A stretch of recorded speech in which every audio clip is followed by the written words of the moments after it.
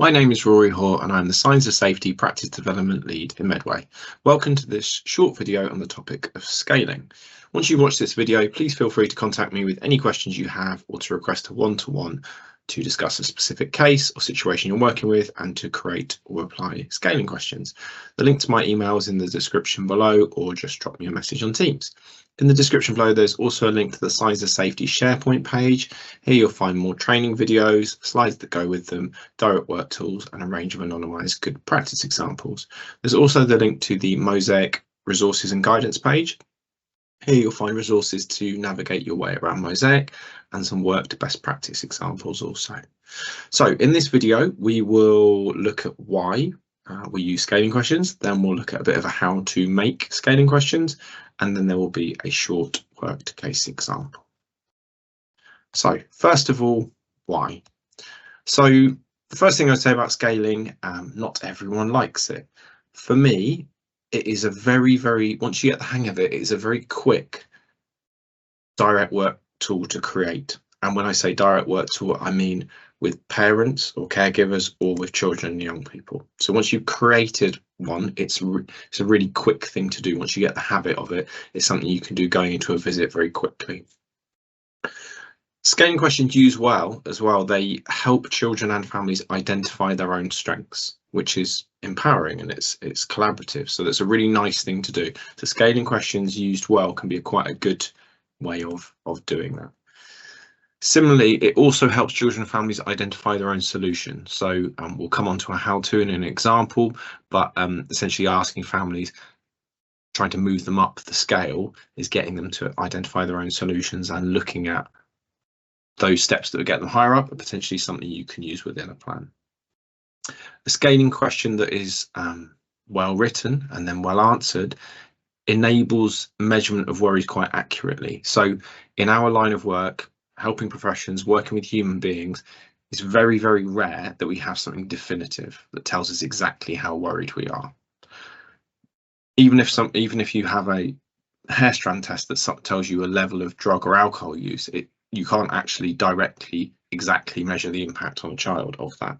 So there's a lot of judgment in there. There's a lot of professional judgment and interpretation of things. A scaling question used well within, say, a meeting setting or within an assessment enables everyone to give their opinion and accurately exactly say how worried they are, which might mean you are all exactly the same worries, or actually you might have difference of opinion. And it allows me, if I'm a 3 and someone else is a 7 about the same information, it allows us to qualify why I'm more worried than that individual.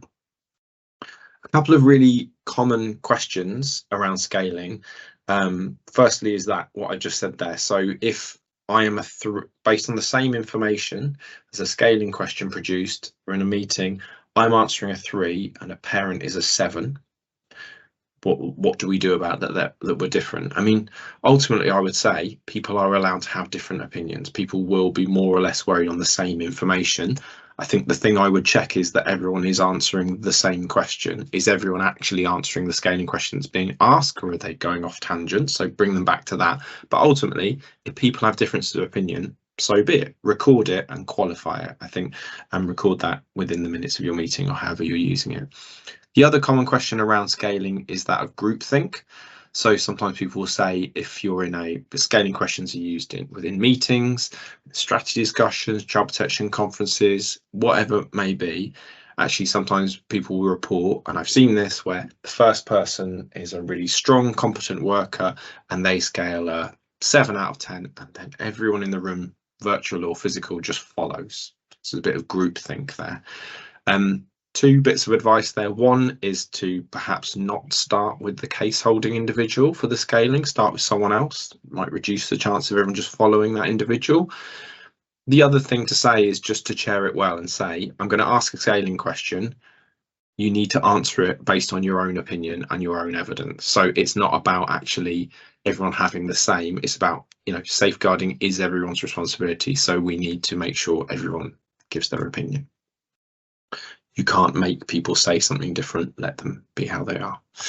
So in terms of a scaling how-to, very simply put, a scaling question is always 0 to 10. So that's quite easy. So the 0 is the negative, it's the worst times, the worst situation, and the 10 is the best times or the goal. Okay, so a very simple one to think of is around if you have a danger statement and safety goal, or worry statement and well-being goal, your 0 is your danger statement where you don't want to be, and your 10 is your safety goal. If you take those two things, you can make a scaling question really quickly.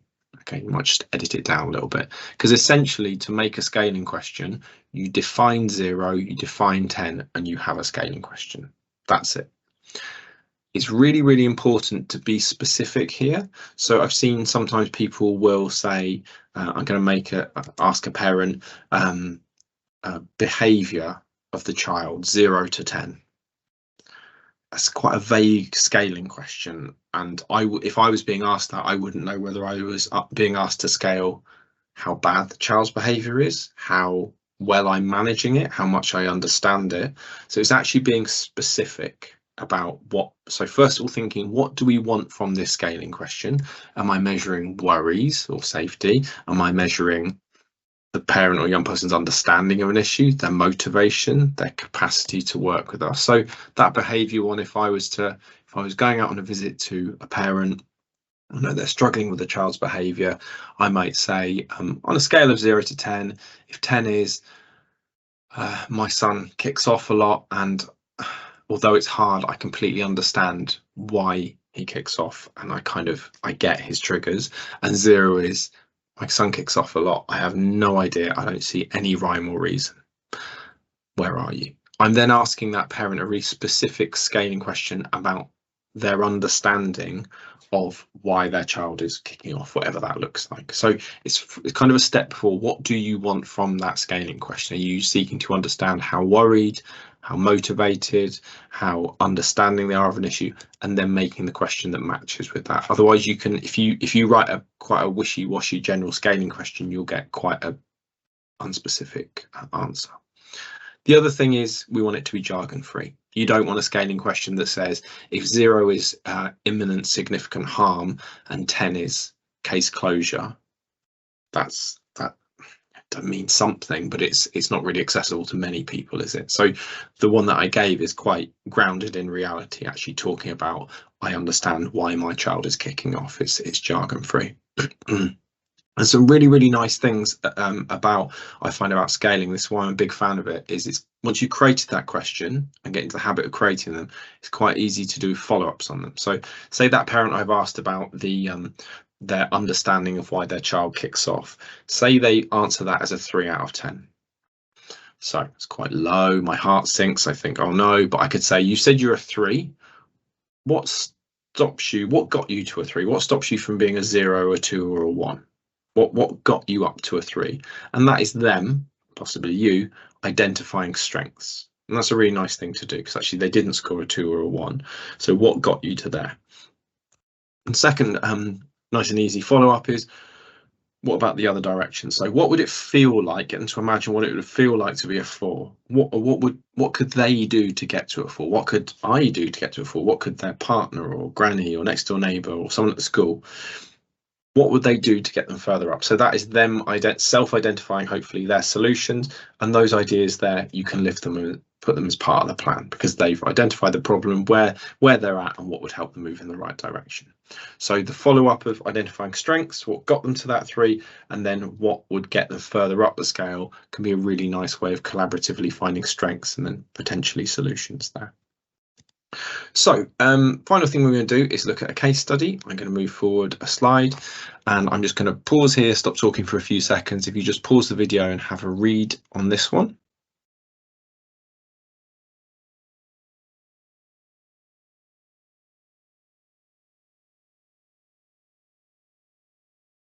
Okay, hopefully you've read that.